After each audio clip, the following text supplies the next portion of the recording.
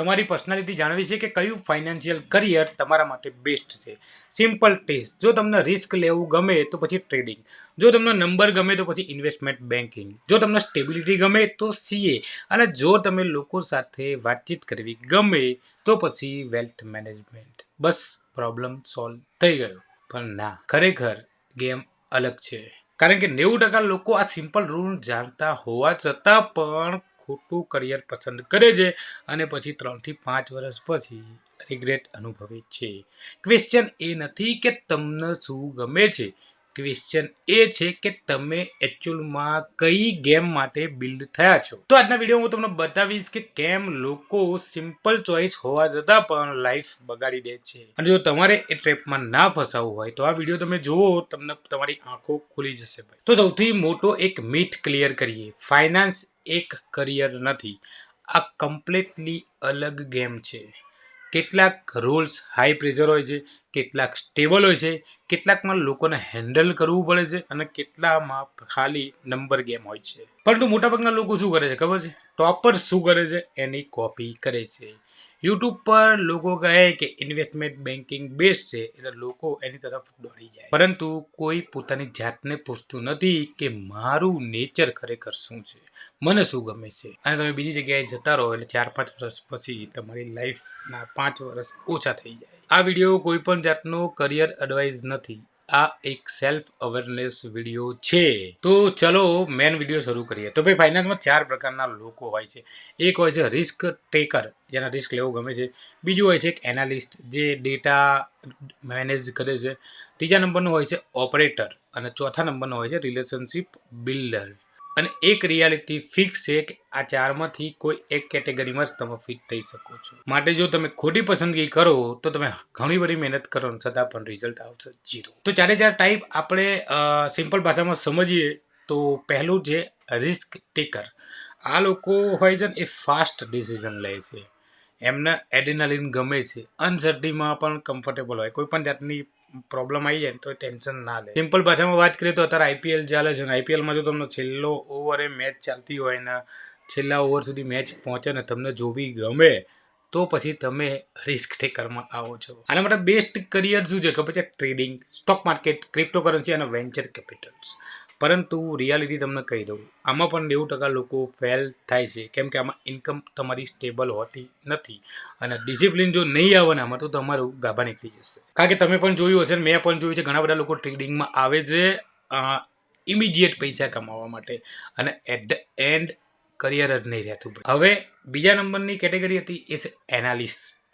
Analyst લોકો કેવા હોય છે ખબર છે? આ લોકોને નંબર પ્રત્યે પ્રેમ હોય છે, એ લોકો પેટર્નને સમજવા માંગે છે, એ લોકો થોડા ઇન્ટ્રોવર્ટ હોય છે, એ લોકો કલાકો સુધી ફોકસ સાથે કામ કરે છે. જો ભાઈ તમને એક્સેલની સીટ લોકો કરતાં વધારે ગમતી હોય ને તો પછી તમે આ કેટેગરીમાં આવી શકો છો.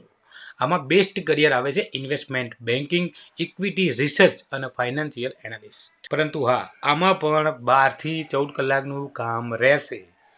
આમાં તમારા પ્રેશર એક્સ્ટ્રીમ આવશે, હેન્ડલ કરવાનું રહેશે. આમાં સેલરી હાઈ રહેશે પણ પ્રેશર પણ રહેશે.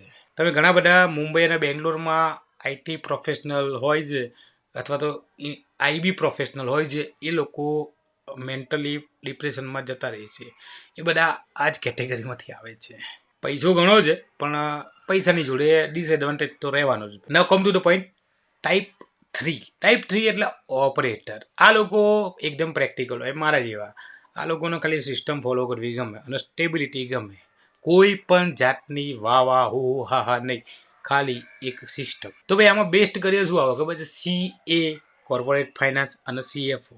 આની રિયાલિટી એ છે કે આમાં શરૂઆતમાં તમને ગ્રોથ દેખાશે નહીં, કોઈ પણ જાતનું ગ્લેમર નથી, પણ લોંગ ટર્મ તમે આમાં સર્વાઈવ કરી નાખો તો પછી ગેમ આખી નેક્સ્ટ લેવલે થઈ જાય. તમે ઘણા બધા CA જોયા છે જેમનું શરૂઆતનું સ્ટેજ સ્ટ્રગલમાં હોય છે, પરંતુ એ જ CA 10 વર્ષ પછી એમની લાઈફ જબરજસ્ત હોય છે. પ્રેક્ટિકલ એક્ઝામ્પલ તમે ઘણા બધા જોયા છે, મારો કોઈ કહેવા નથી. તો શરૂઆત ધીમે થાય પણ ગ્રોથ ટ્યુમેન્ડસ હોય છે ભાઈ. મતલબ કે આ કરિયર કોઈ પણ જાતનું સેક્સી કરિયર નથી, પરંતુ yes, it is secure. Type number 4 is relationship builder. હવે આ પ્રકારના લોકોને એક્સ્ટ્રોવર્ટ હોય છે. એક્સ્ટ્રોવર્ટ એટલે ભાઈ બોલવાનું ગમે, મને ભાઈ ગમે, લોકોને કન્વિન્સ કરી શકતા હોય, લોકો જોડે સ્ટ્રોંગ બોન્ડિંગ, વાત કેવી રીતે કરવી એવી એમની જોડે સ્કિલ હોય છે. સિમ્પલ વસ્તુ એ છે કે જો લોકો તમારી વાત સાંભળે એ તમને ગમે અને એ જ તમારી ગેમ. આમાં બેસ્ટ કેરિયર શું છે ખબર છે? એ છે વેલ્થ મેનેજમેન્ટ. તમે ફાઇનાન્શિયલ એડવાઇઝર બની શકો છો. તમે ઇન્વેસ્ટમેન્ટના જે સેલ્સ હોય છે એમાં ઘૂસી શકો છો. સેલ્સ ને માર્કેટિંગ મેન આમાં આવે છે ભાઈ. આમાં ઇન્કમ છે ને એ તમારા ટ્રસ્ટ ઉપર ડિપેન્ડ કરે છે. આમાં ટાઈમ લાગે છે. જેમ જેમ તમારી રેપ્યુટેશન વધે છે એમ તમારો ગ્રોથ થશે. પરંતુ આમાં જો તમારી જો સ્કિલ નહીં હોય તો પછી તમને ક્લાયન્ટ મળશે નહીં. મારી જોડે એવા ઘણા બધા મિત્રો છે જે માર્કેટિંગ કરે છે, વર્ષોથી માર્કેટિંગ કરે છે. 6 મહિના એક કંપનીમાં, 6 મહિના પછી બીજી કંપનીમાં, બસ આપણું રોટેશન ચાલુ રાખે છે, પરંતુ બિઝનેસ આવતો નથી. અને પછી કંપનીઓ ચેન્જ થાય છે અને પછી કંપનીના લોકો ગાળો બોલે છે કે કંપની સારી નથી. પરંતુ ખરેખર પ્રોબ્લેમ આપણામાં સ્કિલ નથી, એ વસ્તુ ઘણા લોકો એક્સેપ્ટ કરતા નથી. મતલબ કે જો સક્સેસફુલ એડવાઇઝર હોય ને એ કોઈ પણ દાડો પ્રોડક્ટ નહીં વેચે, એ હંમેશા ટ્રસ્ટ વેચશે. હવે વાત કરીએ સૌથી મોટી મિસ્ટેક. લોકો કરિયર પસંદ કરે છે base on salary, status, family pressure, પરંતુ ટ્રુથ કંઈ અલગ છે. જો તમે રોંગ પર્સનાલિટી પ્રમાણે તમારું કરિયર ચૂઝ કરશો તો પછી ફેલર થવાના ચાન્સીસ 100% છે. હવે તમે કેટલા પણ સ્માર્ટ હોય ને એ કોઈ પણ વસ્તુ આમાં મેટર કરતી નથી. તો આમાં કરવાનું શું? તો કંઈ નહીં, પહેલું સ્ટેપ છે તમારી પર્સનાલિટી આઈડેન્ટિફાઈ કરો કે તમે કઈ કેટેગરીમાં બંધ બેસો છો. પહેલાં તો એ આઈડેન્ટિફાઈ કરો. બીજું, કોઈ એક કરિયર મેં તમને કીધું એમાં તમારી જોડે મેચ થાય છે, એક તો થતું જ હશે, એને મેચ કરો. તમે 30 દિવસ ટેસ્ટ કરો, ઇન્ટેન્સિવ કરો, પ્રેક્ટિસ કરો, સિમ્યુલેશન કરો. કોઈ પણ ડિસિઝન બ્લાઇન્ડલી નહીં લેવાનો. પહેલાં એક્સપેરિમેન્ટ કરો, 30 દિવસ 50 દિવસ પોતાની જાતના આપો ને પછી ડિસિઝન લો. અચ્છા, અત્યારે ડિસિઝન ના લઈ શક્યા હોય અને જો તમે અત્યારે ડિસિઝન લઈ લીધું હોય તો કોમેન્ટમાં લખો કે તમે કયા ટાઈપના છો, રિસ્ક ટેકર, એનાલિસ્ટ, ઓપરેટર કે પછી રિલેશનશિપ બિલ્ડર. અને જો તમે હજુ પણ કન્ફ્યુઝ છો તો આ કન્ફ્યુઝન તમને વર્ષો સુધી પાછળ લઈ જશે. માટે પહેલાં ક્લિયર થાવ, ડિસાઇડ કરો અને પછી એક્ઝિક્યુટ કરો. તો ભાઈ ધીસ ઇઝ ઓલ અબાઉટ તમારી પર્સનાલિટી મુજબ તમારે કયું ફાઇનાન્શિયલ કરિયર ચૂઝ કરવાનું રહેશે.